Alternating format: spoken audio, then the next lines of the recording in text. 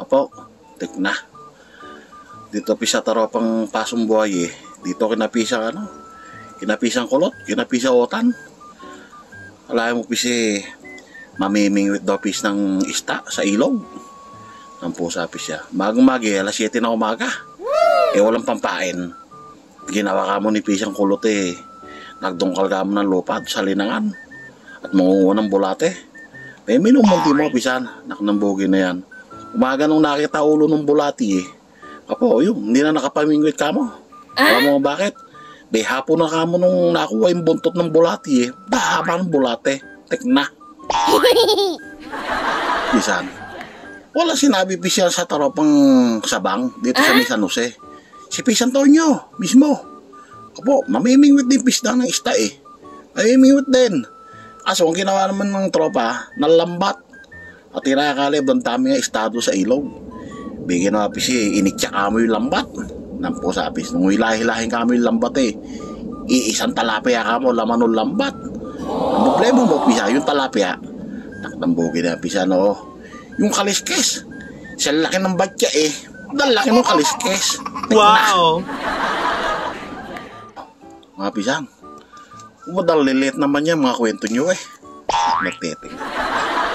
Wala pa sinabi yan dito sa taropang Malagasang. Dito sa may purok 5, Malagasang Pers.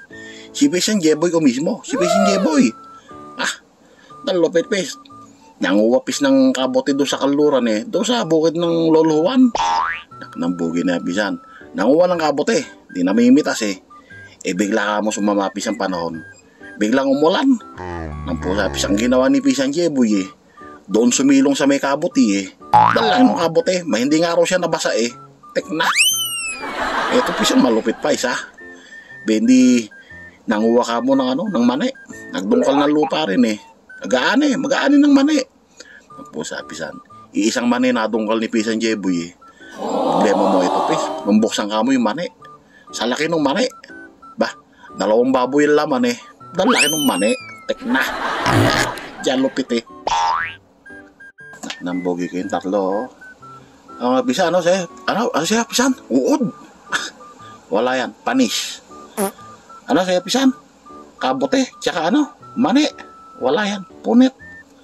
Siya, Pisan, siya? Kaliskes, silaki ng batya. Wala yan, laglagang pama ko yan. Eto, Pisan, malupit sa taropang Bondala. Si Utol na Norman, si Gob, si Otoloman. Wow. Pusa, Pisan. Nagpunta pis doon sa Tulihulyan eh. Sa may ilog, sa may Tulihulyan. Pagitan ng Bondal at saka Bahay Luma. Pis maglilimas eh. Maglilimas at manguhuli nga rin ng ista eh. Maglilimas. Maginawa ka mo ni Utol eh. Naghahagis ka mo pis ng isang pandesal doon sa ilog. Bah, sa laki pis ng pandesal eh. Natuyo yung tubig ng ilog eh. Ganun kalaki. Ganun kalaki yung pandesal. Eto Pisan malupit. Sa Pisan. Nilanggam pis yung pandesal eh. Nilanggam yung pandesal. Sa laki pis nung langgam eh. Rinig mo yabag nung langgam eh. Sa laki nung langgam. Eto pis ang pinakamalupit sa lahat. Dinalimas nga eh, di ba? Walang nakitang ista. Ang nakita lang ni Utol pehe. Okay na rin. Yung pehe yung alimangong maliit. Okay na rin. At hindi naman lugi. Ginawa ni Utol yung pehe, sinakyan pa uwi yung pehe. Ganun kalaki yung pehe. Sinakyan. Yakay mo Utol. Malupit, mga Pisan. Tikna.